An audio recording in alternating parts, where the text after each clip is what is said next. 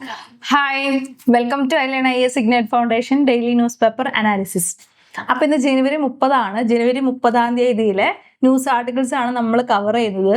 But ഇന്നലെ നമ്മുടെ economic survey എന്ന് പറയുന്ന ഒരു സർവേ ഉണ്ട്. അപ്പോൾ അത് നമ്മൾ ബഡ്ജറ്റിന് മുൻപായിട്ടാണ് എക്കണോമിക് സർവേ നാച്ചുറലി എല്ലാ വർഷവും വരാറായിട്ടുള്ളത്. അതായത് നമ്മുടെ ആ ഒരു കൺട്രിയിലെ എക്കണോമിക് ഡെവലപ്മെന്റ്, അതുപോലെ തന്നെ ഇനി എന്തൊക്കെ ഗ്രോത്ത് വേണം, ആ ഗ്രോത്തിന് വേണ്ടിയിട്ട് ഇന്ത്യ ഇനി എന്തൊക്കെ ചെയ്യണമെന്നുള്ള ഒരു ആനുവലി ഒരു റിപ്പോർട്ട് വെക്കുന്നത് ആണ് ഈ പറയുന്ന എക്കണോമിക് സർവേ എന്ന് പറയുന്നത്. അപ്പോൾ ആ ഒരു എക്കണോമിക് സർവേ ഇന്നലെ വെച്ചിട്ടുണ്ട്. അപ്പോൾ നമ്മുടെ ന്യൂസിൽ ഇന്ന് മെയിനായിട്ട് കേരള ബഡ്ജറ്റും എക്കണോമിക് സർവേനെ കുറിച്ചുമായിട്ടുള്ള ന്യൂസുകളാണ് ഉള്ളത്. ബട്ട് കേരള ബഡ്ജറ്റ് എന്ന് പറയുന്നത് നമ്മൾ UPSC പെർസ്പെക്റ്റീവിൽ നമുക്ക് അത്ര അത്യാവശ്യം ഇല്ല. ബട്ട് നമ്മളത് നോക്കേണ്ടതായിട്ടുണ്ട്, കാരണം നമുക്ക് ഇന്റർവ്യൂ സ്റ്റേജിലൊക്കെ വരും. അപ്പോൾ നമ്മൾ ഈ വർഷം എക്സാം എഴുതുന്ന കുട്ടികൾക്കും അതുപോലെ തന്നെ ഇത് പഠിച്ചുകൊണ്ടിരിക്കുന്ന ആളുകൾക്കും എക്കണോമിക് സർവേ എന്താണെന്ന് അറിയേണ്ടത് അത്രത്തോളം ഇമ്പോർട്ടൻ്റ് ആണ്.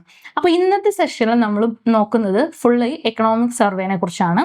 അതായത് എക്കണോമിക് സർവേ ഫുള്ളി നമുക്ക് കവർ ചെയ്യാനായിട്ട് പറ്റില്ല. അതായത് അതൊരു 700+ പേജസ് ഉള്ളൊരു ഡോക്യുമെന്റ് ആണ് എക്കണോമിക് സർവേ എന്ന് പറയുന്നത്. അതിനെ കുറിച്ച് നമുക്ക് ഡീറ്റെയിൽ ആയിട്ട് അതിലേണ്ട ക്ലാസ്സസ് കാര്യങ്ങൾ എല്ലാം ഉണ്ടാവും.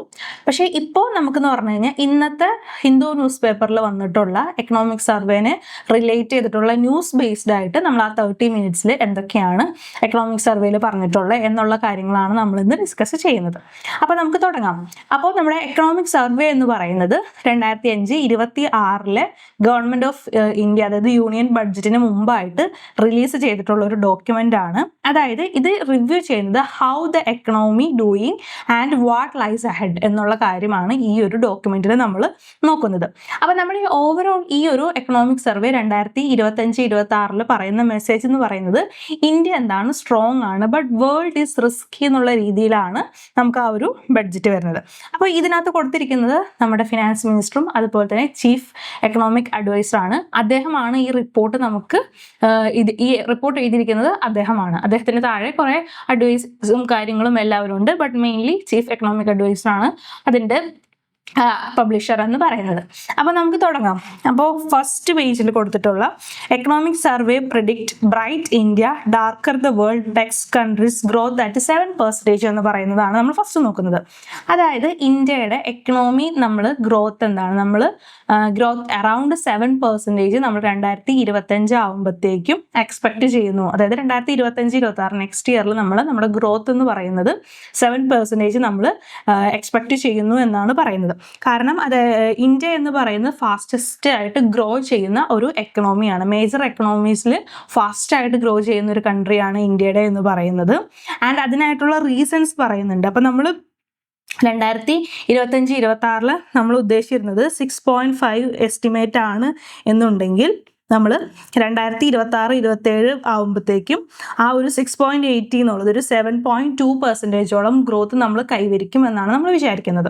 അപ്പോൾ ആ ഗ്രോത്ത് വരാനായിട്ട് നമുക്ക് കുറേ കാര്യങ്ങളുണ്ട്. അതായത് നമ്മുടെ ഇന്ത്യയിൽ കുറേ കാര്യങ്ങൾ ഗ്രോ ചെയ്യുന്നുണ്ട്. അതാണ് മെയിനായിട്ട് ഇതിൻ്റെ റീസൺസ്, സ്ട്രോങ് ആയിട്ടുള്ള റീസൺസ് ഉണ്ട്. അതായത് നമ്മൾ ഗ്രോത്ത് കൈവരിക്കുമെന്ന് പറയാനായിട്ട്, അതായത് ഗ്രോത്ത് അച്ചീവ് ചെയ്യും അതിന് പറയുന്ന കുറേ കാര്യങ്ങളുണ്ട്. അതായത് നമ്മുടെ ഡൊമസ്റ്റിക് ഡിമാൻഡ് എന്ന് പറയുന്നത് ഹൈ ആണ്. അതായത് ഇന്ത്യയിൽ എന്താണ് പോപ്പുലേഷൻ കൂടുതലാണ്. പോപ്പുലേഷൻ കൂടുതലായതുകൊണ്ട് തന്നെ ആളുകൾക്ക് എന്താണ് സാധനങ്ങൾ നല്ലപോലെ ആവശ്യമാണ്. അപ്പോൾ അത് ഡിമാൻഡ് കൂടുതലാണ്. ഡിമാൻഡ് കൂടുമ്പോൾ എന്താണ്, ഡൊമസ്റ്റിക് ആയിട്ടുള്ള ഡിമാൻഡ് കൂടുമ്പോൾ കൺസംഷൻ കൂടും.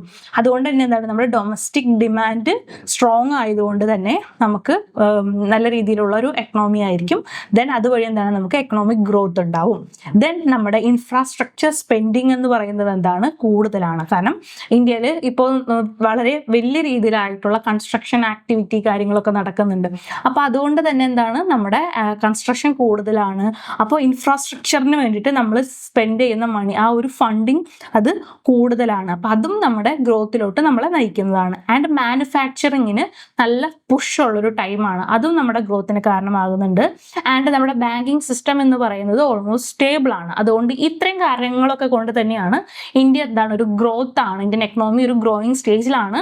നമുക്ക് 26-27 ആകുമ്പോഴത്തേക്കും 7%-ൽ മേലെ ഗ്രോത്ത് അച്ചീവ് ചെയ്യാനായിട്ട് പറ്റുമെന്നാണ് ഈ ഒരു റിപ്പോർട്ടിൽ പറയുന്നത്. Chief Economic Advisor V. Anantha Nageshwaran and tabled in Parliament by Union Finance Minister Nirmala Sitharaman went on to say that each of the three probabilist scenarios for the globe could pose risk to India. അതായത് ഇന്ത്യക്ക് കുറച്ച് ഈ ഗ്രോത്തിനെ affect ചെയ്യുന്ന കുറച്ച് factors ഉണ്ട്. അത് Indian factors അല്ല, അത് ഗ്ലോബലി ആയിട്ടുള്ള റിസ്ക് ആണ് ഇന്ത്യനെ അഫക്ട് ചെയ്യുന്നത്. At the same time for the India key drivers for the high medium term growth output, നമ്മുടെ ഗ്രോത്തിന്റെ മെയിൻ ഔട്ട്പുട്ട് എന്ന് പറയുന്നത് growth of the capital, improved labor participation, greater efficiency in the deployment of these two factors of production, ഈ കാര്യങ്ങൾ ഒക്കെയാണ്. അപ്പം നമ്മൾ നോക്കുന്ന സമയത്ത് നമ്മുടെ റീഫോം കാര്യങ്ങൾ over the past 3 years reform momentum has strengthened across several areas relevant for medium term growth. അതായത് നമ്മുടെ ആ ഒരു മീഡിയം ടൈം ഗ്രോത്തിന് ഉണ്ടാവാനായിട്ടുള്ള മെയിൻ കാരണങ്ങൾ എന്ന് പറയുന്നത് നമ്മുടെ റീഫോം മൊമെന്റം ആണ്. അതായത് മാനുഫാക്ചറിങ് ഓറിയന്റഡ് ആയിട്ടുള്ള ഇനീഷ്യേറ്റീവ്സ് നമ്മൾ കൊണ്ടുവന്നു, അതും ഈ ഒരു ഗ്രോത്തിന് കാരണമായിട്ടുണ്ട്. അതായത് പ്രൊഡക്ഷൻ ലിങ്ക്ഡ് ഇൻസെന്റീവ് സ്കീംസുകൾ, FDI, liberalisation and logistic reforms, ഇതൊക്കെ എന്താണെന്ന് വെച്ച് കഴിഞ്ഞാൽ ആ ഒരു മാനുഫാക്ചറിങ്ങിനുള്ള കപ്പാസിറ്റി ക്രിയേറ്റ് ചെയ്തു. ആ ഒരു കപ്പാസിറ്റി കാരണം എന്താണ്, മാനുഫാക്ചറിങ്ങിൽ നല്ല പുഷ് ഉണ്ടായി, അതെന്താണ് നമ്മുടെ ഗ്രോത്തിന് കാരണമായിട്ടുണ്ട്. Further boosted by sustained public investment in physical and digital infrastructure. അതിന്റെ സെയിം ടൈം എന്താണ്, ഗവൺമെന്റിന്റെ അതായത് public funding for sustainable investment in physical and digital ഇൻഫ്രാസ്ട്രക്ചറും നമുക്ക് ഈ ഗ്രോത്തിന് കാരണം ആവുന്നുണ്ട്. അതുപോലെ തന്നെ എന്താണ്, ടാക്സ് എന്താണ് സിംപ്ലിഫൈ ചെയ്തിരുന്നു. അപ്പോൾ simplification of taxes and measures targeted at the MSMEs that have sought to ease credit constraints. അപ്പോൾ ടാക്സ് കുറച്ചു, സിംപ്ലിഫൈ ചെയ്തു, MSMEസിനുള്ള കാര്യങ്ങളൊക്കെ ചെയ്തു കൊടുത്ത സമയത്ത് എന്താണ്, ഈസ് ഓഫ് ഡൂയിങ് കൂടി. അപ്പോൾ അത് വന്നപ്പോൾ കൂടുതൽ ബിസിനസ് കാര്യങ്ങൾ ഡെവലപ്പ് ചെയ്യാനായിട്ട് തുടങ്ങി. അപ്പോൾ സർവേ ഇതിനകത്ത് മെയിൻലി ഔട്ട്ലൈൻ ചെയ്യുന്നതെന്ന് പറഞ്ഞാൽ ഇന്ത്യനെ സംബന്ധിച്ചിടത്തോളം ടെൻഷൻ ആവേണ്ട കാര്യങ്ങളും അല്ലെങ്കിൽ ലോകത്തിലും ഉണ്ടാവാനായിട്ട് പോകുന്നു പറഞ്ഞു കഴിഞ്ഞാൽ ഇപ്പോഴത്തെ ആ ഒരു ഗ്ലോബൽ സിനാരിയോ ഉണ്ടല്ലോ, അത് നമുക്ക് കുറച്ച് പ്രശ്നം ഉണ്ട്. അതൊരു അൺസർട്ടൺ ആയിട്ടുള്ളൊരു ഇതാണ്. കാരണം ജിയോ പൊളിറ്റിക്സ് ചേഞ്ചിങ് ആണ്. അതായത് എപ്പോഴും വാർ ഉണ്ട്. ഇപ്പോൾ യുക്രൈൻ റഷ്യ വാർ നടക്കുന്നു, ആൻഡ് അതുപോലെ തന്നെ ഗ്രീൻലാൻഡിന്റെ ഇഷ്യൂ പറയുന്നു, ഇറാന്റെ ഇഷ്യൂസ്, അങ്ങനെ വാർ ആൻഡ് കോൺഫ്ലിക്റ്റ് എന്ന് പറയുന്നത് കുറച്ച് ടെൻഷൻസ് ഉണ്ടാക്കുന്നുണ്ട്. അതായത് ഗ്ലോബൽ ടെൻഷൻസ് ഉണ്ടാകുന്നുണ്ട്. അതുപോലെ തന്നെ എന്താണ്, ട്രേഡ് ഡിസ്ട്രപ്ഷൻസ് ഉണ്ടാവുന്നുണ്ട്, ഹൈ ഇൻട്രസ്റ്റ് റേറ്റ്സ് ഗ്ലോബലി, ഇപ്പോൾ താരിഫ് ഇഷ്യൂസ്, ഇതൊക്കെ എന്താണ് ഗ്ലോബലി ഉണ്ടാവുന്നുണ്ട്. അതുപോലെ തന്നെ റിസ്ക് ഓഫ് ഫിനാൻഷ്യൽ സ്റ്റെബിലിറ്റി, ഇതൊക്കെ എന്താണ് വേൾഡിൽ നിൽക്കുന്നുണ്ട്. ഇതെല്ലാം കാരണം എന്താണ്, ഇത് നമ്മളെ ഇന്ത്യനെയും അഫക്റ്റ് ചെയ്യുന്നുണ്ട് എന്നാണ് പറയുന്നത്. അതായത് ഇന്ത്യയുടെ ഗ്രോത്തിന് ഒരു തടസ്സം വരുന്നത് ഈ പറയുന്ന ചേഞ്ചിങ് ജിയോ പൊളിറ്റിക്സ് ആണ്. അപ്പൊ ഇപ്പൊ ഇരിക്കുന്ന ഈ ഗ്ലോബൽ പൊളിറ്റിക്സിൽ ഉണ്ടാവുന്ന ഈ ഒരു ചേഞ്ച് അത്ര വേഴ്സൺ ചെയ്ത് കഴിഞ്ഞാൽ ഇതെങ്ങനെ എത്തുമെന്ന് പറയാനായിട്ട് പറ്റില്ല. അപ്പൊ 2008 ഫിനാൻഷ്യൽ ക്രൈസിസിനേക്കാളും മോശം ആവാം ഇനി ഇങ്ങനെ ഈ ഒരു ഇത് തുടർന്ന് കൊണ്ടുപോയി കഴിഞ്ഞാൽ എന്നും ഇവിടെ ഈ ഒരു റിപ്പോർട്ടിൽ പറയുന്നുണ്ട്. അപ്പോൾ ഈ ഒരു ഗ്ലോബൽ സിനാരിയോയിലുള്ള ചേഞ്ച് ആണ് നമ്മുടെ ഗ്രോത്തിനെ മെയിൻലി അഫക്റ്റ് ചെയ്യുന്നത്. അപ്പോൾ ഈ ഒരു ചേഞ്ച് ഉണ്ടാവുന്ന സമയത്ത് എന്തൊക്കെ ഇന്ത്യക്ക് റിസ്ക് ഉണ്ടെന്ന് ചോദിച്ചു കഴിഞ്ഞാൽ, ഇന്ത്യയിലോട്ടുള്ള ക്യാപിറ്റൽ ഔട്ട്ഫ്ലോ, അതായത് മണി ലീവിങ് ഇന്ത്യയിലേക്ക് വരുന്ന ഫോറിൻ ഡയറക്റ്റ് ഇൻവെസ്റ്റ്മെന്റ് കാര്യങ്ങളിലൊക്കെ അതിനെ ഈ പറയുന്ന ജിയോ പൊളിറ്റിക്സ് അഫക്റ്റ് ചെയ്യാനായിട്ട് ചാൻസ് ഉണ്ട്. അപ്പോൾ ക്യാപിറ്റൽ ഔട്ട്ഫ്ലോസിൽ ഇത് ചേഞ്ച് ഉണ്ടാക്കുന്നുണ്ട്. അതുപോലെ തന്നെ പ്രഷർ ഓൺ ദ റുപ്പീസ്.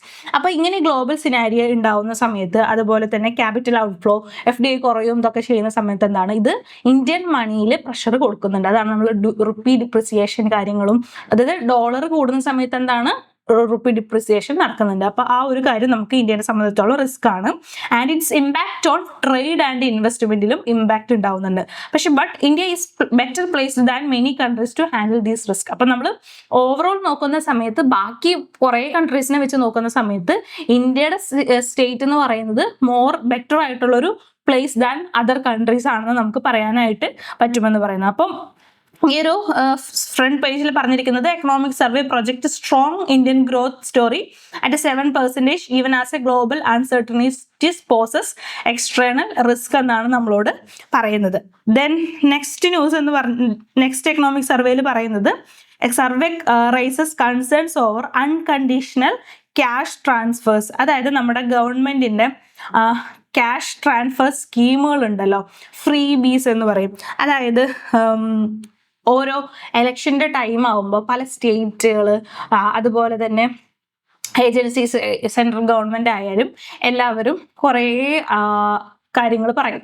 അതായത് അവർ കുറേ സ്കീം, അതായത് വുമൺസിന് അല്ലെങ്കിൽ ജോലിയില്ലാത്ത അൺഎംപ്ലോയിഡ് ആയിട്ടുള്ള യൂത്തിന് മാസാമാസം 1000 രൂപ വെച്ച് കിട്ടും, അല്ലെങ്കിൽ 2000 രൂപ വെച്ചിട്ട് കൊടുക്കും. അങ്ങനെ ഈ ഫ്രീബീസ് ആയിട്ടുള്ള ഒരു സിസ്റ്റം ഉണ്ടല്ലോ, അതിനെയാണ് അൺകണ്ടീഷണൽ ക്യാഷ് ട്രാൻസ്ഫർ എന്ന് പറയുന്നത്. UCT, അൺകണ്ടീഷണൽ ക്യാഷ് ട്രാൻസ്ഫർ എന്ന് പറയുന്നത്. അപ്പൊ ആ ഒരു സ്കീമുകളിൽ, അതായത് ഇപ്പൊ നമ്മൾ ലഡ്കി ബെഹന, മഹാലക്ഷ്മി സ്കീംസ്, അതൊക്കെ വേരിയസ് സ്റ്റേറ്റിലായിട്ടുള്ള ഇതുപോലത്തെ അൺകണ്ടീഷണൽ ക്യാഷ് ട്രാൻസ്ഫർ സ്കീമുകളാണ്. അപ്പൊ ഈ ഒരു സ്കീമുകൾ എന്ന് പറയുന്നത് അതൊരിക്കലും തന്നെ ഗ്രോത്തിനെ പ്രൊമോട്ട് ചെയ്യുന്നില്ല എന്നാണ് പറയുന്നത്. അപ്പൊ ഇങ്ങനത്തെ സ്കീമുകൾ കുറയ്ക്കേണ്ടത് അത്യാവശ്യമാണ്. ആക്ച്വലി ഈ ഒരു സ്കീം ബെനിഫിറ്റ് ചെയ്യുന്നുണ്ട്, അതായത് ആ ഒരു വുമൻസിനും അല്ലെങ്കിൽ ആർക്കും അവരുടെ ആ ഒരു അന്നന്നത്തെ നീഡ്സ് ഫോളോ ചെയ്യാനായിട്ട് സഹായിക്കുന്നുണ്ട്. അപ്പോൾ അവരുടെ ഡെയിലി കാര്യങ്ങൾ മീറ്റ് ചെയ്യാനായിട്ടൊക്കെ ചെയ്യുന്നുണ്ടെങ്കിൽ പോലും അത് ലോങ് ടൈമിലോട്ട് അത് ബെനിഫിറ്റ് ചെയ്യുന്നില്ല. അത് എന്താണ്, അത് ശരിക്കും നല്ലതല്ല. അത് ഗ്രോത്തിന് ഒരു കാരണവശാലും നല്ലതല്ല. ഗവൺമെന്റ് വെറുതെ ഫ്രീ ആയിട്ട് പൈസ കൊടുക്കുക അല്ലെങ്കിൽ ഫ്രീ ബീസ് കൊടുക്കുക എന്ന് പറയുന്നത് ഒരു ഗ്രോത്ത് ഓറിയന്റഡ് ആയിട്ടുള്ള ഒരു കൺട്രിക്ക് നല്ല കാര്യമല്ല എന്നാണ് പറയുന്നത്.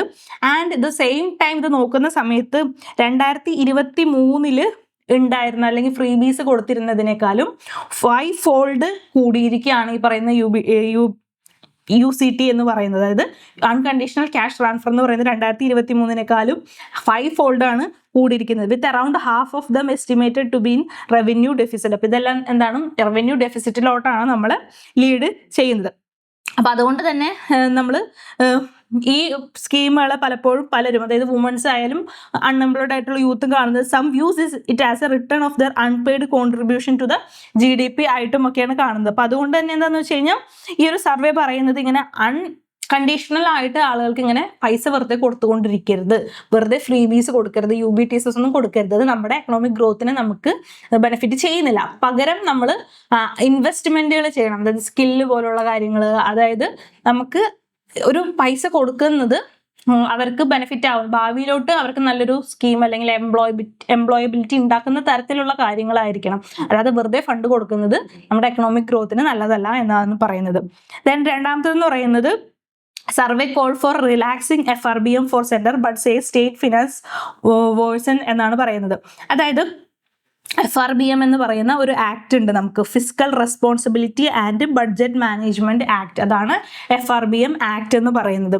അപ്പൊ ആ ഒരു ആക്ട് ആണ് ഗവൺമെന്റിന്റെ ഡെപ്റ്റ് ആൻഡ് ഡെഫിഷ്യൻസി മാനേജ് ചെയ്യുന്നത്. ഗവൺമെന്റിന് ഡെപ്റ്റും അതുപോലെ തന്നെ ഡെഫിഷ്യൻസി ഉണ്ടാവുമല്ലോ, അതൊക്കെ മാനേജ് ചെയ്യുന്നത് ഈ ഒരു ഇതാണ്. അപ്പൊ ഈ ഒരു ആക്ട് പ്രകാരമാണ്. അപ്പൊ അതായത് the gap between earning and spending, അതായത് ഗവൺമെന്റിന്റെ ഡെപ്റ്റ് എന്ന് പറയുമ്പോൾ അവരുടെ ലോണ് കാര്യങ്ങൾ, അതുപോലെ തന്നെ അതായത് ഗവൺമെന്റ് എല്ലാ മാസവും അല്ലെങ്കിൽ എല്ലാ വർഷവും ടാക്സ് അതുപോലെ തന്നെ റവന്യൂ എല്ലാം കൂടിയായിട്ട് ഏർണിങ്സ് ഉണ്ടാവും. അതുപോലെ തന്നെ എന്താണ്, ഗവൺമെന്റ് സ്പെൻഡിങ്ങും ഉണ്ടാവും. അപ്പൊ അതിന്റെ ആ ഒരു ഗ്യാപ്പ് കാര്യങ്ങളൊക്കെ നോക്കുന്നതും അതിന്റെ റിട്ടേൺസ് കാര്യങ്ങളൊക്കെ വരുന്നത് ഈ പറയുന്ന FRBM എന്ന് പറയുന്ന ആക്ടിന്റെ അണ്ടറിലാണ്. അപ്പൊ ആ ഒരു ഈ എക്കണോമിക് സർവേ സജസ്റ്റ് ചെയ്യുന്നത് എന്താണെന്ന് വെച്ച് കഴിഞ്ഞാൽ ഗവൺമെന്റ് നീഡ് മോർ ഫ്ലെക്സിബിലിറ്റി. ഈ ഒരു FRBM ആക്ടിൽ മോർ ഫ്ലെക്സിബിലിറ്റി കൊണ്ടുവരണം. അങ്ങനെ ആ ഒരു flexibility കൊണ്ടുവന്നാലാണ് might need relaxing because the global geopolitics is volatile. They argue that the sticking to rigid target is difficult when the world economy is unstable. അപ്പോൾ world geopolitics unstable ആയതുകൊണ്ട് തന്നെ ഈ ഒരു economy എന്താണ്, അൺസ്റ്റേബിൾ ആയിരിക്കുന്ന സമയത്ത് rigid ആയിട്ടുള്ള FRBM norms കൊണ്ടുവരരുത്. അത് കുറച്ചുകൂടി ഫ്ലെക്സിബിൾ ആയിട്ടുള്ള രീതിയിലാണെങ്കിലാണ് നമുക്ക് ഗ്രോത്ത് ഉണ്ടാവാനായിട്ട് പറ്റുള്ളൂ എന്ന് പറയുന്നു. ആൻഡ് അതേ സമയം തന്നെ സ്റ്റേറ്റിന്റെ കാര്യം പറയുമ്പോഴും പല സ്റ്റേറ്റുകളും നോക്കുന്ന സമയത്ത് ആ പല സ്റ്റേറ്റുകളുടെയും പിക്ചർ നോക്കുമ്പോൾ survey note that state finances are worsening ആണ്, സ്റ്റേറ്റ് ഫിനാൻസുകളും വേഴ്സണിങ് ആണ്. റവന്യൂ ഡെഫിഷ്യറ്റ് എന്ന് പറയുന്നത് number of state spending more than they earn on daily operation has jumped from 11 to 19. അതായത് സ്റ്റേറ്റുകൾ അവർ ഏൺ ചെയ്യുന്നതിനേക്കാൾ കൂടുതൽ സ്പെൻഡ് ചെയ്യുന്ന ആ ഒരു ഇത് നമ്പറൊക്കെ കൊടുത്തിട്ടാണ് കൊടുക്കുന്നത്. 11 to 19 കൂടിയിരിക്കുകയാണ് ആ ഒരു നമ്പർ എന്ന് പറയുന്നത്. അതുപോലെ തന്നെ ബാഡ് ആയിട്ടുള്ള സ്പെൻഡിങ് ഹാബിറ്റ്സുകളാണ് സ്റ്റേറ്റുകളിൽ വരുന്നത്. 84% of the state spending is revenue expenditure, അതായത് salary, subsidy, cash transfer rather than creating assets. അത് അസറ്റ്സ് ക്രിയേറ്റ് ചെയ്യാതെ റവന്യൂ എക്സ്പെൻഡിച്ചർ സ്പെൻഡിങ് ആണ് പല സ്റ്റേറ്റുകളും ഫോളോ ചെയ്യുന്നത്. അത് അതൊരു ബാഡ് ഹാബിറ്റ് ആണ് എന്നാണ്. 84% സ്റ്റേറ്റ് സ്പെൻഡിങ് എന്ന് പറയുന്നത് റവന്യൂ എക്സ്പെൻഡിച്ചർ ആണ്. അതായത് സാലറി കൊടുക്കുക, സബ്സിഡീസ് കൊടുക്കുക, ക്യാഷ് ട്രാൻസ്ഫർ കൊടുക്കുക എന്നുള്ള കാര്യങ്ങളാണ്. അവിടെ ഒരു അസറ്റ് ക്രിയേഷന് വേണ്ടിയിട്ടുള്ള കാര്യങ്ങളൊന്നും അവർ ചെയ്യുന്നില്ല. അപ്പൊ ഇതൊക്കെ എന്താണ്, നമ്മുടെ ഗ്രോത്തിന് അത് ബെനിഫിറ്റ് ആയിട്ടുള്ള ഒരു കാര്യം അല്ല എന്നാണ് അതിനകത്ത് പറയുന്നത്. അപ്പോൾ അത്രയുമാണ് ഇതിനകത്ത് വരുന്നത്. ദെൻ നെക്സ്റ്റ് എന്ന് പറയുന്നത് economic survey highlight uneven distribution of secondary schools. അതായത് എക്കണോമിക് സർവേയിൽ പറയുന്നത് എന്താണെന്ന് വെച്ച് കഴിഞ്ഞാൽ നമ്മുടെ സെക്കൻഡറി സ്കൂൾ സിസ്റ്റം ഉണ്ടല്ലോ, ക്ലാസ് 9 to 12 വരെയുള്ളത്, അത് എന്താണെന്ന് വെച്ച് കഴിഞ്ഞാൽ not evenly available across India, especially in rural areas. നമ്മുടെ ഹയർ സെക്കൻഡറി എഡ്യൂക്കേഷൻ എന്ന് പറയുന്നത് അത് ഈവൻലി ആയിട്ടല്ല ഡിസ്ട്രിബ്യൂട്ട് ചെയ്തിരിക്കുന്നത്. മെയിൻലി റൂറൽ ഏരിയാസിൽ നോക്കുന്ന സമയത്ത് പലപ്പോഴും പല ആളുകൾക്കും ഈ ഹയർ എഡ്യൂക്കേഷൻ കിട്ടുന്നില്ല. അതിന് പല കാരണങ്ങളും ഉണ്ട്. മെയിൻലി പ്രോബ്ലം എന്ന് പറയുന്നത് ഓൺലി 70% ഓഫ് സ്കൂൾസിൽ മാത്രമാണ് സെക്കൻഡറി എഡ്യൂക്കേഷൻ പ്രൊവൈഡ് ചെയ്യുന്നത്. അതായത് ഇന്ത്യയിലെ 17% എഡ്യൂക്കേഷൻ ഇൻസ്റ്റിറ്റ്യൂഷനിൽ മാത്രമാണ് ഹയർ എഡ്യൂക്കേഷൻ പ്രൊവൈഡ് ചെയ്യുന്നുള്ളൂ. ആൻഡ് സിറ്റീസിൽ നോക്കുമ്പോൾ അത് കുറച്ചുകൂടി ബെറ്റർ ആണ്. അതായത് 38% കിട്ടുന്നുണ്ട്. ബട്ട് റൂറൽ ഏരിയാസിൽ വരുന്ന സമയത്ത് 17% മാത്രമാണ് എഡ്യൂക്കേഷൻ കിട്ടുന്നത്. Because this many rural children drop out after class 8. അതായത് പല റൂറൽ ഏരിയയിൽ നോക്കുമ്പോൾ കുട്ടികൾ എന്താണ് ഡ്രോപ്പ് ഔട്ട് ചെയ്യുന്നത്. അതായത് ബിറ്റ്വീൻ 14 and 18 പല കുട്ടികളും ഡ്രോപ്പ് ഔട്ട് ചെയ്യുന്നതായിട്ട് കാണാം സ്കൂളുകളിൽ നിന്നും. അതിനായിട്ടുള്ള മെയിൻ കാരണം എന്ന് പറയുന്നത് പലപ്പോഴും അവർക്ക് ആ വീടുകളിൽ പൈസ ഇല്ല. അപ്പോൾ പൈസ ഇല്ലാത്ത അവസ്ഥ വരുന്ന സമയത്ത് പലപ്പോഴും മണിയുടെ ആവശ്യത്തിന് വേണ്ടിയിട്ട് they need to earn money for the family. ആ ഒരു കാരണം കൊണ്ട് പലപ്പോഴും അവർ ഡ്രോപ്പ് ഔട്ട് ചെയ്യുന്നു. ഇപ്പം മെന്നിൻ്റെ അത് ആൺകുട്ടികളുടെ കാര്യത്തിൽ നോക്കുന്ന സമയത്ത് അവർക്ക് ഈ പറയുന്ന ഫാമിലിക്ക് വേണ്ടിയിട്ട് പൈസ ഉണ്ടാക്കുക എന്നുള്ളൊരു കാര്യം വരുന്നു. ആൻഡ് ഗേൾസ് ചൈൽഡിൻ്റെ കാര്യം പറയുന്ന സമയത്ത് അവർക്ക് house hold and care responsibility കാരണം അവർ ഡ്രോപ്പ് ഔട്ട് ചെയ്യുന്നു. അപ്പോൾ അതുപോലെ തന്നെ വേറെ പല പ്രശ്നങ്ങളും ഉണ്ട്. അതായത് സ്കൂൾസ് എന്ന് പറയുന്നത് അവരുടെ വീട്ടിൽ നിന്ന് കുറേ അകലെയാണ്. അതുപോലെ തന്നെ അല്ലെങ്കിൽ അവർക്ക് അത് അൺഅവൈലബിൾ ആണ്. അങ്ങനെയുള്ള പല കാര്യങ്ങളും ഉണ്ട്. Building state capacity in higher education, fostering academia industry collaboration and expanding global engagement can further enhance the education systems responsiveness to changing need of the economy. അപ്പം നമ്മുടെ എക്കണോമിയുടെ ചേഞ്ചിങ് നീഡ് അനുസരിച്ചിട്ട് എഡ്യൂക്കേഷൻ സിസ്റ്റം മാറ്റണമെന്നുണ്ടെങ്കിൽ പലതരത്തിലുള്ള കൊളാബറേഷൻസും അതുപോലെ തന്നെ capacity building കാര്യങ്ങളൊക്കെ നമ്മൾ ചെയ്യേണ്ടതായിട്ട് ഉണ്ട്. വികസിത് ഭാരത് ശിക്ഷ അതിശയം bill 2025 intend to replace fragmented overlapping regulations and focus on policy interventions needed for the internationalisation of higher education. അപ്പോൾ ഇതിനകത്ത് മാറ്റം കൊണ്ടുവരാനായിട്ട് ഇതിനൊക്കെ സാധിക്കുമെന്നാണ് വിചാരിക്കുന്നത്. Notable gains in school enrollments and higher education sector and improvement in innovation index also reflect how PM Modi's reform express അങ്ങനെയുള്ള കാര്യങ്ങൾ അത് അഡ്വൈസർ പറഞ്ഞിട്ടുള്ള കാര്യങ്ങൾ. അപ്പം ആ ഒരു കാര്യങ്ങളാണ് പറയുന്നത്. ആൻഡ് ഇപ്പോൾ നമ്മുടെ ന്യൂ എഡ്യൂക്കേഷണൽ പോളിസിക്കൊക്കെ ഈ ഒരു സിസ്റ്റത്തിൽ മാറ്റം കൊണ്ടുവരാനായിട്ട് പറ്റും എന്നാണ് വിചാരിക്കുന്നത്. അതായത് ഇപ്പോൾ നമ്മൾ വെറുതെ ഒരു കൺവെൻഷണൽ ആയിട്ടുള്ള എഡ്യൂക്കേഷൻ സിസ്റ്റം അവർക്ക് കൊടുക്കുന്നതിൽ പകരം സ്കിൽ ബേസ്ഡ് ആയിട്ടുള്ള ഒരു എഡ്യൂക്കേഷൻ സിസ്റ്റം കൊടുക്കുന്ന സമയത്ത് അവർക്കും ഒരു തോന്നലുണ്ടാവും, കാരണം അതുകൊണ്ട് എനിക്കൊരു ജോലി കിട്ടും എന്നുള്ളത്. അപ്പോൾ അതുപോലെ തന്നെ അല്ലെങ്കിൽ ആ ഒരു വെറുതെ കുറച്ച് ലാംഗ്വേജ് ഇംഗ്ലീഷ് മലയാളമോ അല്ലെങ്കിൽ ഹിന്ദി പഠിച്ചു പോകുന്നതിന് പകരം അവർക്കൊരു സ്കില്ല് പഠിക്കുകയാണെന്നുണ്ടെങ്കിൽ അവർക്ക് ഭാവിയിലോട്ട് അത് ഉപകാരപ്പെടും. India has improved enrollment at early levels of school education. The secondary age-specific net enrollment remained low at 52.2%.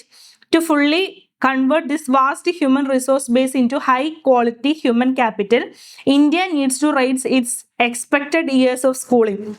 അപ്പോൾ ഈ ഹ്യൂമൻ ക്യാപിറ്റൽ ഇന്ത്യക്ക് ഉണ്ട്. അപ്പോൾ ആ ഹ്യൂമൻ ക്യാപിറ്റൽ, അതായത് കുട്ടികളെ നമുക്കൊരു വർക്കിംഗ് ക്യാപിറ്റലായിട്ട് മാറ്റണം എന്നുണ്ടെങ്കിൽ സ്കൂളിംഗ് ഈ 13 എന്നുള്ളത് 15 വർഷത്തിലോട്ടായിട്ട് മാറ്റണം.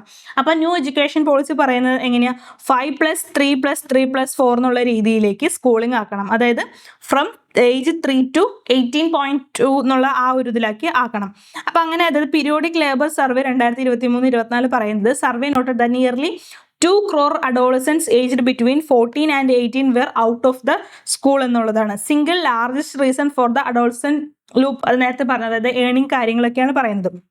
അപ്പോൾ high drop out rates driven by economic pressures make integrating school based vocational and skill education urgent priority. അപ്പോൾ ഈ സ്കൂൾ ഡ്രോപ്പ് ഔട്ട്സ് നമ്മളെ കാണിച്ചു തരുന്നത് എന്ന് പറഞ്ഞാൽ നമ്മൾ ഈ സ്കിൽ ബേസ്ഡ് ആയിട്ടുള്ള എഡ്യൂക്കേഷനും പ്രോപ്പർ ആയിട്ടുള്ള എഡ്യൂക്കേഷനും തമ്മിൽ മിക്സ് ചെയ്യുന്നതിന്റെ ഇമ്പോർട്ടൻസ് ആണ് കാണിച്ചു തരുന്നത്.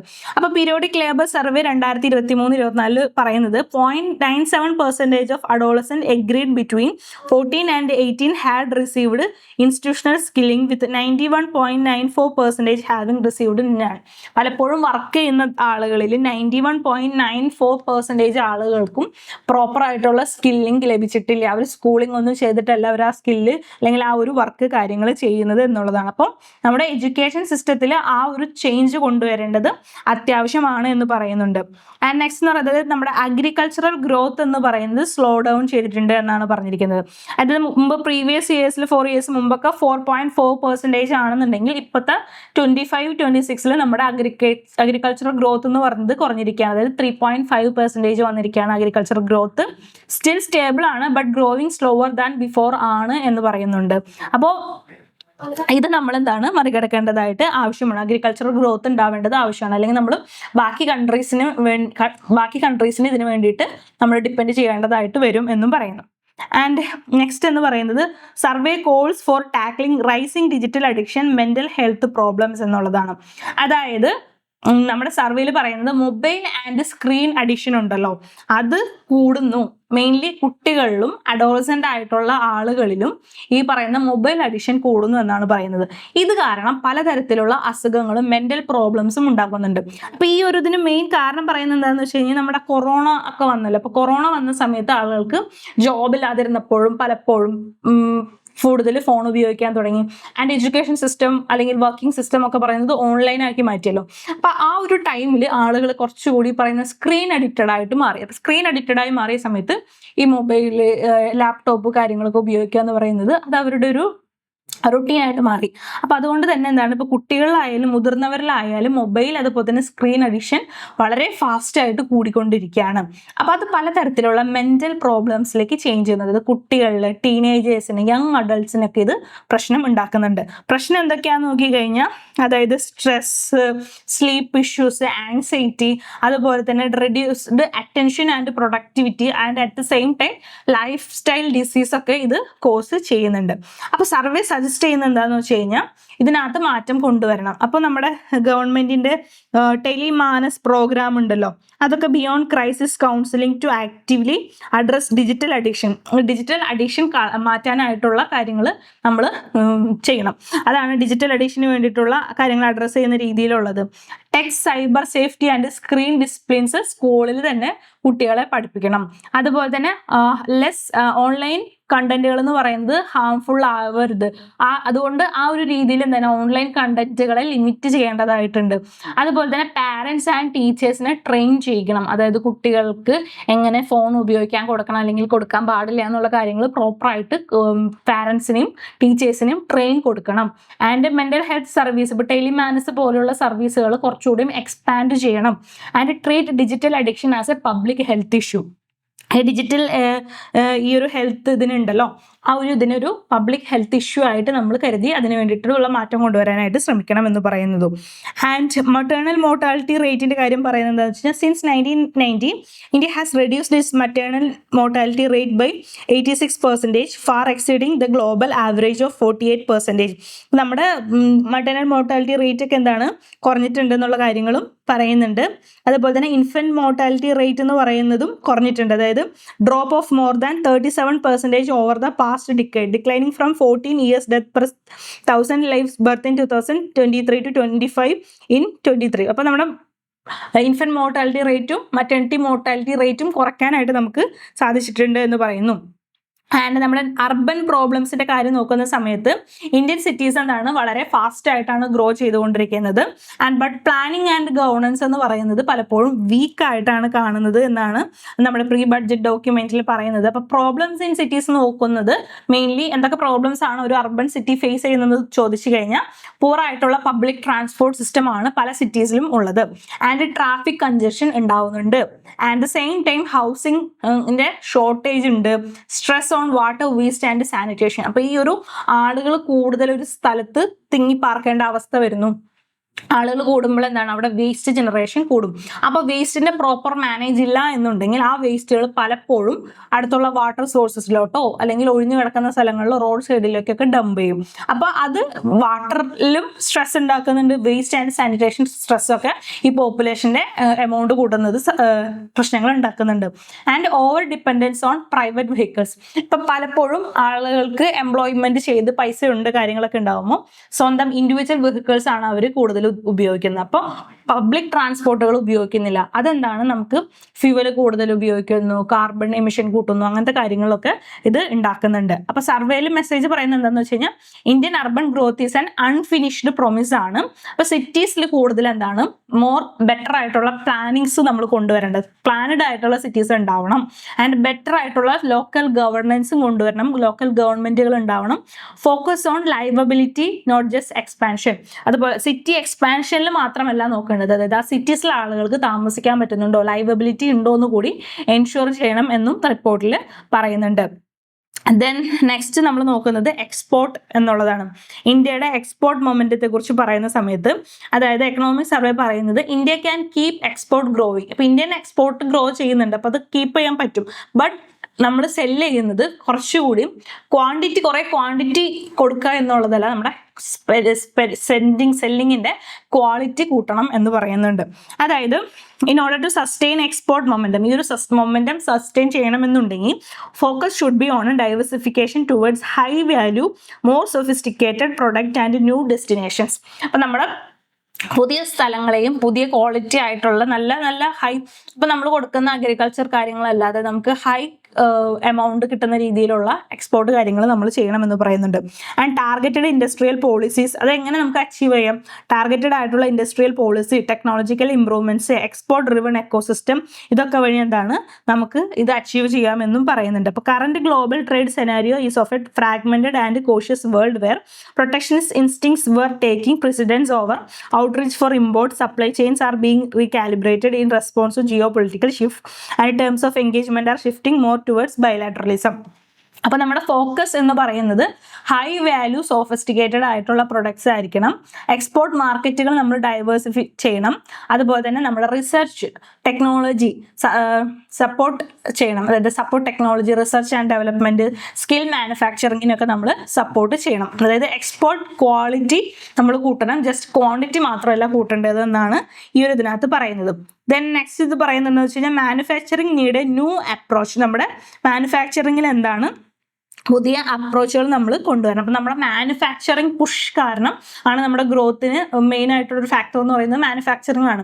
അപ്പോൾ ആ ഒരു മാനുഫാക്ചറിന് നമ്മൾ പുതിയ അപ്രോച്ച് കൊണ്ടുവരേണ്ടതായിട്ടുണ്ട്. അപ്പം നമ്മളിപ്പോൾ മാനുഫാക്ചറിങ്ങിന് വേണ്ടി പലപ്പോഴും കൊടുക്കുക എന്ന് ചെയ്യുന്ന കാര്യങ്ങൾ എന്ന് പറയുന്നത് കുറച്ച് ഇൻസെൻറ്റീവ്സ് കൊടുക്കുക, അല്ലെങ്കിൽ അങ്ങനത്തെ കുറച്ച് കാര്യങ്ങൾ, അപ്പോൾ റിഡക്ഷൻ ചെയ്ത് കൊടുക്കുക, ടാക്സ് റിഡക്ഷൻ കൊടുക്കുക, ഇങ്ങനത്തെ കാര്യങ്ങളാണ്. അപ്പോൾ അതുകൊണ്ട് മാത്രമായില്ല. അപ്പോൾ അതെന്താണെന്ന് വെച്ച് കഴിഞ്ഞാൽ നമ്മൾ സബ്സിഡീസോ സ്കീംസ് ആർ നോട്ട് ഇനഫ്. അവർക്ക് വേറെ കുറച്ച് കാര്യങ്ങളും അല്ലെങ്കിൽ കുറച്ച് സപ്പോർട്ടുകളും നമ്മൾ കൊടുക്കേണ്ടതായിട്ടുണ്ട്. അപ്പോൾ ഈ സർവേ സജസ്റ്റ് ചെയ്യുന്നത് മിഷൻ ബേസ്ഡ് അപ്രോച്ച് നമ്മൾ ഇതിനു വേണ്ടി കൊടുക്കണം. അതായത് focus on productivity, scale, technology, deep manufacturing system, അങ്ങനത്തെ രീതിയിലോട്ടുള്ളത് കൊണ്ടുവരണം. Manufacturing capacity need to be viewed as a strategic national asset and MSMEs are crucial as they should evolve from micro scale production to deeper participation in formal and export linked supply chains. MSMEs account for approximately 35.4% manufacturing, around 58% of exports, and 31.1% of GDP in the country. Over 7.47 crore enterprises employing over 32.82 crore persons. അപ്പോൾ MSMEs എന്ന് പറയുന്നത് already form a big part of manufacturing and export system. They make more from small scale to large scale productions. അപ്പോൾ മാനുഫാക്ചറിങ്ങിന് just നമ്മൾ ഈ ഇൻസെൻറ്റീവ്സും സബ്സിഡീസും ഇതൊന്നും കൊടുക്കുന്നത് പോരാതെ അവർക്കൊരു മിഷൻ ബേസ്ഡ് ആയിട്ടുള്ളൊരു പ്രൊഡക്ടിവിറ്റിയും എല്ലാം കൂട്ടാനായിട്ടുള്ളൊരു അപ്രോച്ച് കൊടുക്കണമെന്നും സർവേ പറയുന്നുണ്ട്. ദെൻ ക്രിട്ടിക്കൽ മിനറൽസിന്റെ കാര്യം പറയുന്നുണ്ട്. ക്രിട്ടിക്കൽ മിനറൽസ് എന്ന് പറയുന്നത് നമ്മുടെ സ്ട്രാറ്റജിക് ആയിട്ടുള്ള ചോക്ക് പോയിന്റ്സ് ആണ്. കാരണം സ്ട്രാറ്റജിക് മിനറൽസിനെ കുറിച്ച് നമ്മൾ സംസാരിച്ചിട്ടുണ്ട്, മുമ്പും പറഞ്ഞിട്ടുണ്ട്. ക്രിട്ടിക്കൽ മിനറൽസ് അതായത് rare earth minerals, lithium, cobalt, nickel, ഈ പറയുന്ന സാധനങ്ങളൊക്കെയാണ്. അപ്പോൾ അതെന്താണെന്ന് വെച്ച് കഴിഞ്ഞാൽ നമ്മുടെ ബാറ്ററീസ്, ഇലക്ട്രിക് വെഹിക്കിൾസിന്റെ ബാറ്ററീസ്, ക്ലീൻ എനർജിക്കൊക്കെ ഇതെന്താണ് അത്യാവശ്യം ആണ്. അപ്പോൾ ഈ സർവേ വാൺ ചെയ്യുന്നത് എന്താണെന്ന് വെച്ച് കഴിഞ്ഞാൽ ഈ മിനറൽസ് എന്ന് പറയുന്നത് നമ്മുടെ സ്ട്രാറ്റജിക് ആയിട്ടുള്ള ചോക്ക് പോയിന്റ്സ് ആണ്. അപ്പോൾ ഇത് നമ്മൾ പലപ്പോഴും പല കൺട്രീസിനെയും ആശ്രയിച്ചാണ്, ഇതിന്റെ സപ്ലൈനെ ആശ്രയിച്ചാണ് ഇരിക്കുന്നത്. The supply is controlled by few countries. അപ്പോൾ developing countries may get stuck exporting raw minerals. അപ്പോൾ നമ്മൾ ചൈനയൊക്കെയാണ് കൂടുതൽ ഇതിന് വേണ്ടിയിട്ട് നമ്മൾ ഡിപ്പെൻഡ് ചെയ്യുന്നതെന്ന് പറഞ്ഞിട്ടുണ്ട്. അപ്പോൾ അവർ അത് നിർത്തിക്കഴിഞ്ഞാൽ അത് നമ്മുടെ സപ്ലൈനെ അഫക്റ്റ് ചെയ്യും. അപ്പോൾ നമ്മുടെ പ്രൊഡക്ഷൻ കാര്യങ്ങളൊക്കെ എന്താണ് നിന്ന് പോകാനായിട്ടുള്ള ചാൻസ് ഉണ്ട്.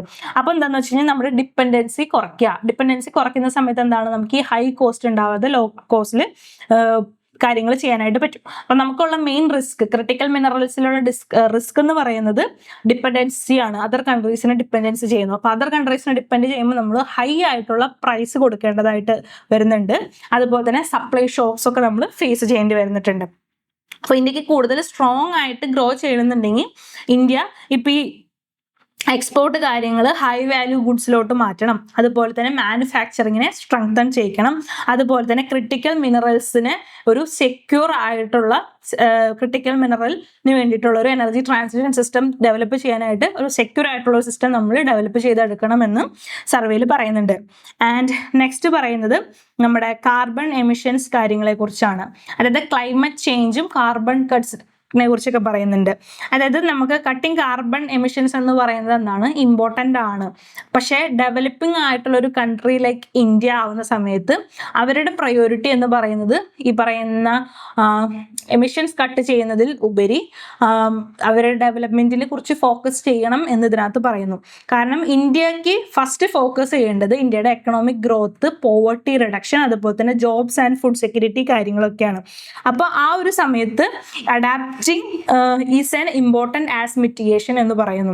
അതായത് ക്ലൈമറ്റ് ഇമ്പാക്ട്സുമായിട്ട് നമ്മൾ അഡാപ്റ്റ് ചെയ്യണം. ഈ ക്ലൈമറ്റ് ഇമ്പാക്റ്റുകളൊക്കെ ഇന്ത്യയിൽ കൂടുതൽ വരുന്നുണ്ട്. അപ്പോൾ അതിനെ നമ്മൾ ഇമ്പാക്റ്റിന് നമ്മൾ എന്താണ് അഡാപ്റ്റ് ചെയ്യുകയും വേണം. അതുപോലെ തന്നെ കട്ടിങ് ഈ പറയുന്ന എമിഷൻ കാര്യങ്ങളൊക്കെ നമ്മൾ കട്ട് ചെയ്യും. അതിനനുസരിച്ചുള്ള ഇമ്പോർട്ടൻസ് മിറ്റിഗേഷൻ നമ്മൾ ചെയ്യേണ്ടതായിട്ടുണ്ട്.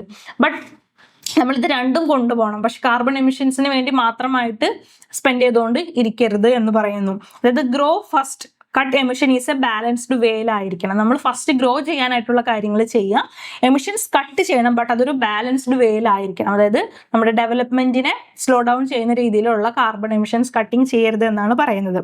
ദെൻ സെക്കൻഡ് പറയുന്നത് എത്തനോൾ ബ്ലെൻഡിങ്ങിനെ കുറിച്ചാണ്. അപ്പോൾ നമ്മുടെ എത്തനോൾ ബ്ലെൻഡിങ് എന്ന് പറഞ്ഞാൽ എന്താണ്? Crops like sugarcane, maize ഇതിനൊക്കെ പെട്രോളുമായിട്ട് മിക്സ് ചെയ്യുന്ന പ്രോസസ്സിനെയാണ് നമ്മൾ എത്തനോൾ ബ്ലെൻഡിങ് എന്ന് പറയുന്നത്.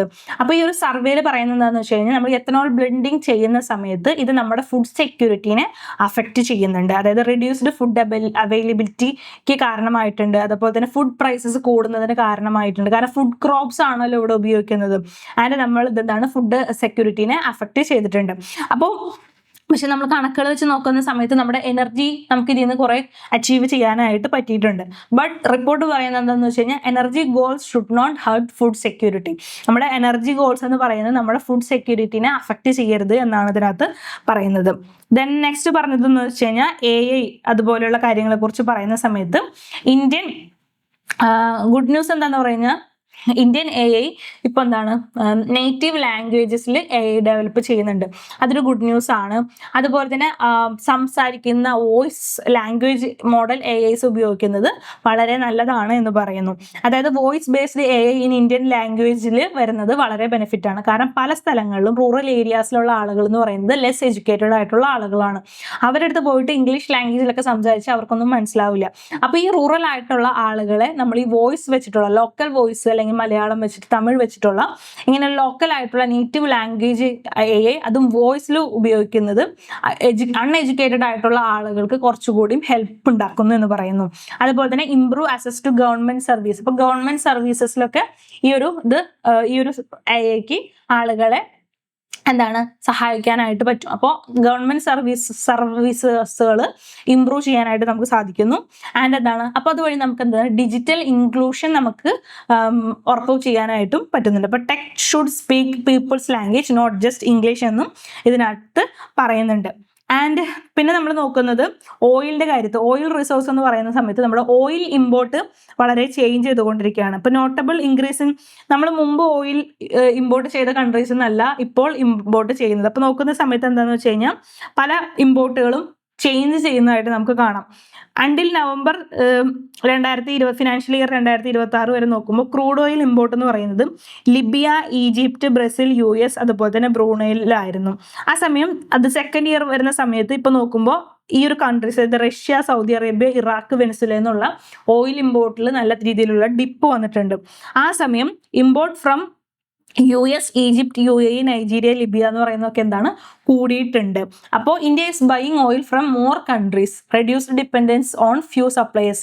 വൈ ഇമ്പോർട്ടൻ്റ് എന്ന് വെച്ച് കഴിഞ്ഞാൽ protect India from global conflict, supply shocks, price volatility. അപ്പോൾ India must balance growth and food security, climate goal and energy security while using technology to include everyone എന്നാണ് ഇപ്പോൾ ഈ overall ഇതിന് നമുക്ക് പറയാനായിട്ട് ഉള്ളത്. അപ്പോൾ ഇത്രയും കാര്യങ്ങളാണ് നമുക്ക് ഇന്ന് ഡിസ്കസ് ചെയ്യാനായിട്ടുള്ളത്. കാരണം ഇത് എക്കണോമിക് സർവേനെ കുറിച്ച് ഓവറോൾ ആയിട്ടുള്ളൊരു ഐഡിയ മാത്രമാണ്, ഫുള്ളായിട്ടൊന്നും കവർ ചെയ്തിട്ടില്ല. ബട്ട് ഇമ്പോർട്ടൻ്റ് ആയിട്ടുള്ള ന്യൂസസ് നമ്മുടെ പേപ്പറിൽ പറഞ്ഞിട്ടുള്ള കാര്യങ്ങളാണ് നമ്മൾ കവർ ചെയ്തത്. അപ്പോൾ എക്കണോമിക് സർവേ എന്ന് പറയുന്നത് ഗവൺമെൻറ് ഓഫ് ഇന്ത്യയുടെ ആനുവൽ റിപ്പോർട്ട് ബിഫോർ ബഡ്ജറ്റ് ആണ്. ആൻഡ് ബഡ്ജറ്റിന് മുമ്പായിട്ടാണ്. ഇപ്പോൾ 1-ാം തീയതി സൺഡേ ആണ് ബഡ്ജറ്റ് വരുന്നതിന് മുമ്പാണ് നമ്മളത് പ്രസന്റ് ചെയ്യുന്നത്. Written by chief economic adviser ആണ്.